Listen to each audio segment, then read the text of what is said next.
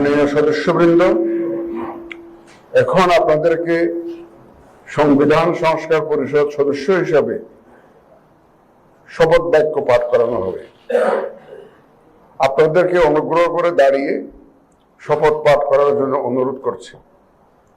উল্লেখ্য যে আমি শব্দটি উচ্চারণের পর মাননীয় সংবিধান সংস্কার পরিষদ সদস্যগণ ডট চিহ্নিত স্থানে নিজের নাম পাঠ করবেন। আমি সংবিধান সংস্কার পরিষদ সদস্য হিসাবে সশ্রদ্ধ চিত্তে শপথ করিতেছি যে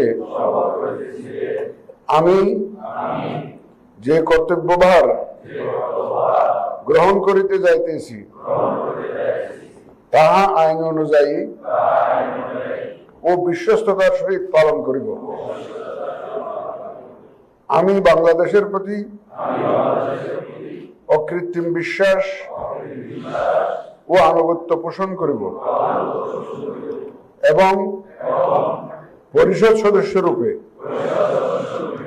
আমার কর্তব্য পালনকে ব্যক্তিগত স্বার্থের দ্বারা প্রভাবিত হইতে দিব না। ধন্যবাদ।